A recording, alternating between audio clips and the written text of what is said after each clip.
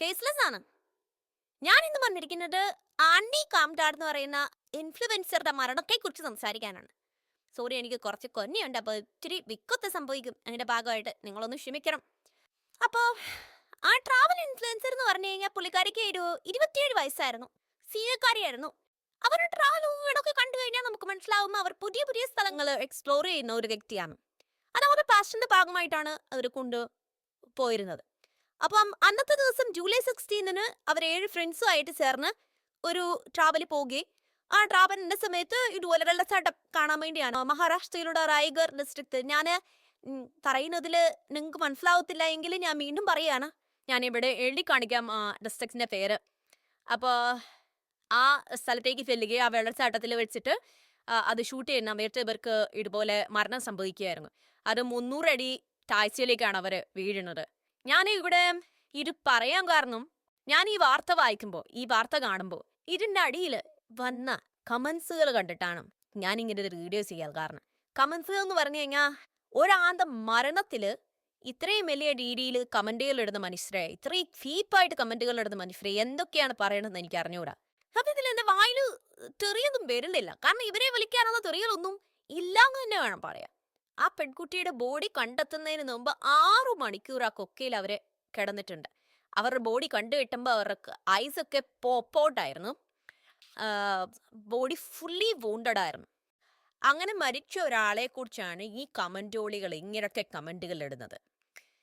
പണ്ട് നമ്മുടെ വാസ്കോഡഗാമ ഇതുപോലെ ട്രാവലോഗൊക്കെ ചെയ്തപ്പോഴേ പുള്ളി വെറും പായ്ക്കപ്പിൽ വെച്ച് ചുരുട്ടിക്കെട്ടിയായിരുന്നു പൊക്കോണ്ടിരുന്നത്.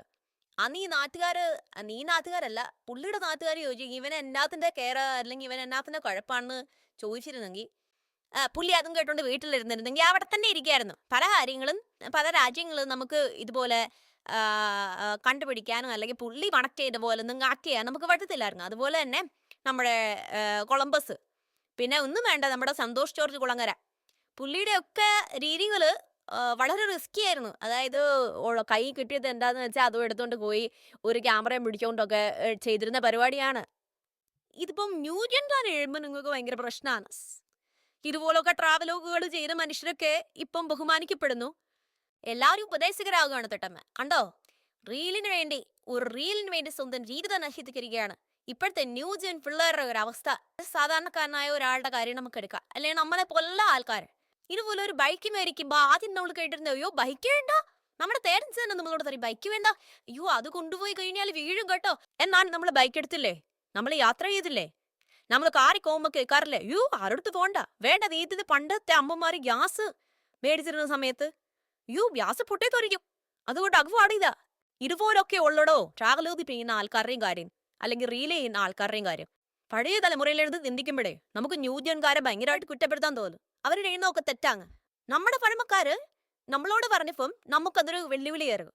കാരണം അത് അവർ അറിവില്ലായ്മയാണെന്ന് നമുക്ക് തിരിച്ചറിയാനുള്ള കഴിവുണ്ടായിരുന്നു.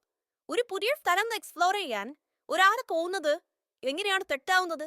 പിന്നെ അവരൊരു ഫീക്കാരെയാണ്. ആൻഡ് ഇതൊരു ജോബായിട്ട് അവർ ഏണിങ്സ് ഉണ്ടാക്കുന്ന ഒരു ജോബാണ്. നിങ്ങൾക്ക് സ്ക്രോൾ ചെയ്ത് കളിക്കാനുള്ള കണ്ടന്റ് ഉണ്ടാക്കാനാണ് അവർ ചെയ്യുന്നത്. അതില്ലെങ്കിൽ നിങ്ങൾ എന്തോ വെച്ച് സ്ക്രോൾ ചെയ്യുന്നത്? നിങ്ങളുടെ എന്റർടൈൻമെന്റിന്റെ ഭാഗമായിട്ട് അവര് ഒരു ജോബാണ് ചെയ്യുന്നത്. അത് അവരുടെ ഇഷ്ടമാണ് ഏത് ജോബ് തിരഞ്ഞെടുക്കണമെന്നാണ്. അവിടെ ശരിക്കും സംഭവിച്ചത് അവർക്ക് അന്ന് പതിവിൽ അവർ വിചാരിച്ചതിനേക്കാൾ കൂടുതൽ അത് അവർ കയറുമ്പോൾ ഒരിക്കലും കരുതിയിരുന്നില്ല ഇത്രയും മഴയും കാറ്റും അവിടെ ഉണ്ടായിരിക്കുമെന്ന്. അവർ കയറി അവിടെ ചെന്നപ്പോഴാണ് അറിയുന്നത് ഇച്ചിരി കുറച്ച് കൂടുതൽ മഴയും കാറ്റും അന്നുണ്ടായിരുന്നു. ഇതുപോലെ തന്നെ ആ കുട്ടിക്ക് വീഡിയോ ഷൂട്ട് ചെയ്യുമ്പോഴല്ല ഇത് സംഭവിക്കുന്നത്. അവർ റേഞ്ച് പത്തായിട്ട് ഫോണിൽ നിന്ന് റേഞ്ച് കട്ടായിട്ട് അവർ റേഞ്ചിന് വേണ്ടി ഫോൺ ഇങ്ങനെ മാറ്റിപ്പിടിച്ച് അപ്പോൾ ഒരു 2 ലൈൻ കിട്ടി, പിന്നെ മാറ്റിപ്പിടിച്ചപ്പോൾ കുറച്ചുകൂടെ കിട്ടി, അങ്ങനെ പോയി നിന്നപ്പോഴാണ് ഇത് സംഭവിക്കുന്നത്. അത് അവരെ കൂടെ ഉണ്ടായിരുന്നവർക്ക് തന്നെ പറഞ്ഞ കാര്യങ്ങളാണ് ഇതൊക്കെ. ഇതൊന്നും അറിയാതെ അവിടെ നിന്ന് അവളെ ഷൂട്ട് ചെയ്യാൻ പോയിരിക്കുന്നു. അവളുടെ തോന്നിയാസ്തരമല്ലേ അത്? ഒന്നും ചിന്തിക്കാതെ ഇതൊക്കെ ചെയ്യാവോ? ജീവൻ എന്താ വരെയില്ലേ? പണ്ട് ഇതുപോലെ ആൾക്കാർ ട്രാവൽ ചെയ്തതിന്റെ ഭാഗമാണ് പുതിയ പുതിയ സ്ഥലങ്ങൾ കണ്ടെത്തുകയും പുതിയ പുതിയ സ്ഥലങ്ങളിലേക്ക് നമ്മളൊക്കെ കയറുകയും ചെയ്തത്. അതുകൊണ്ട് ഡെയിലിയിൽ നിങ്ങൾ ഒരു കാര്യം മനസ്സിലാക്കുക, ആരെയും നിങ്ങൾ കുറ്റപ്പെടുത്താൻ നിൽക്കരുത്. ഇത് ശരിക്കും പറഞ്ഞു കഴിഞ്ഞാൽ ഈ ഒരാൾ മരിച്ചു എന്നുള്ളതിന്റെ അടിയിലല്ല വന്ന് ഉപദേശങ്ങൾ കൊടുക്കേണ്ടതും നന്നായി RIP. ഇത് ഇത്രയും നല്ലൊരു RIP ഞാൻ ഉണ്ടായിട്ടില്ല. ഇനി അവള് ചപ്പിത്തില്ലെങ്കിൽ ഒന്നുകൂടെ അവളെ കുഴിച്ചെടുത്തിട്ട് വീണ്ടും അവളെ അവിടെ ഒരു കൊക്കേണ്ട് തള്ളിയിട്. ഇങ്ങനെയുള്ള വർത്തമാനങ്ങൾ ഒരാൾ മരിച്ച് എന്നറിയുന്നതിന്റെ അടിയിലല്ല ഇടുന്നത്.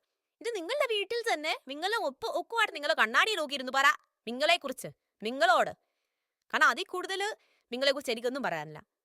പിന്നെ അതുപോലെ തന്നെ സാഹചര്യങ്ങൾ അറിഞ്ഞും കണ്ട് പെരുമാറുക. എന്നും കാണിക്കാവുന്നുള്ള അല്ലെ എന്നും പറയാം നാളെ നിങ്ങൾക്ക് സംഭവിക്കാൻ നിങ്ങളുടെ വീട്ടിലിരുന്നാലും സംഭവിക്കാവുന്ന കാര്യമാണ് മരണം എന്ന് പറയുന്നത്. അങ്ങനെ നിങ്ങൾക്ക് വെള്ളപ്പൊക്കത്തിന്റെ വെള്ളച്ചാട്ടത്തിൽ പോകണമെന്നില്ല.